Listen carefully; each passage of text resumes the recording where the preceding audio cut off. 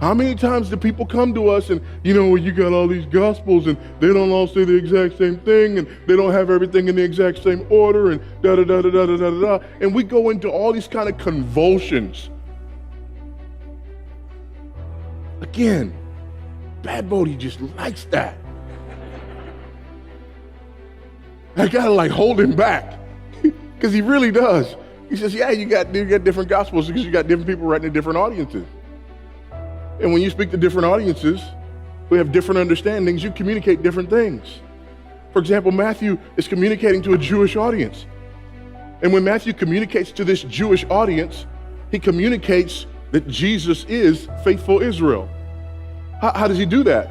Well, if you just go backwards and look on the left side of the book, God creates man and man sins. And when man sins, God brings judgment, but he also brings hope.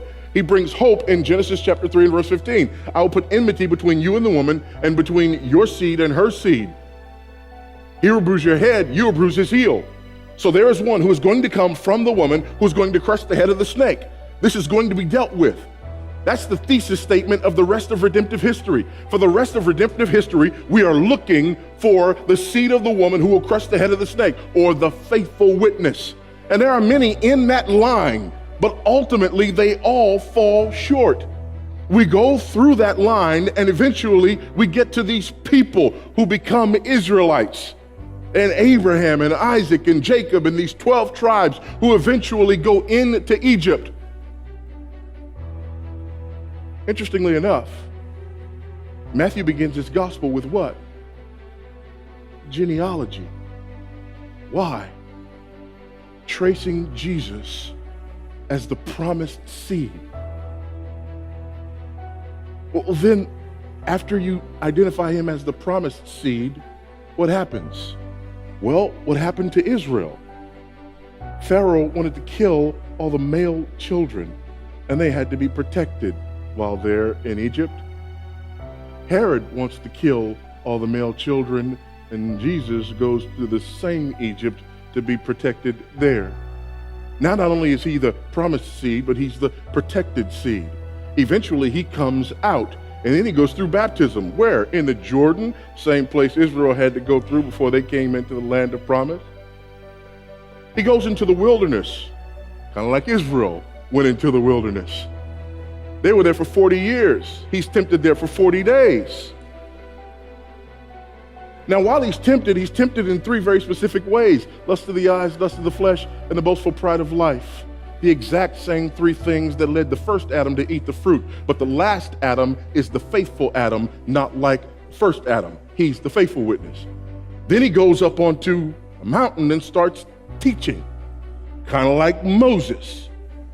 And he says, you have heard it said, but I say unto you. After he teaches for a few chapters, he comes down and starts healing and casting out demons. Kind of like the conquest. Eventually, he goes to the cross as Isaiah's suffering servant, and then raises from the dead. In other words, Israel became a people, but they were unfaithful. They had a law, and the law couldn't save them. They had judges. Judges couldn't save them. Eventually, they got kings, and the kings were unfaithful and couldn't save them. Eventually came prophets, and eventually they were taken away from their land. Christ comes as the faithful witness, the prophet, priest, and king, who is faithful where Israel was not faithful. He is the last Adam. He is the promised seed. He is faithful Israel. He is the faithful witness. This is who our Jesus is. He is connected to all of redemptive history and even going forward. He is the faithful witness who will vindicate those who die at the hands of the unholy Trinity. Not only is he the faithful witness, but he's the faithful witness. He's the firstborn from the dead. I love that.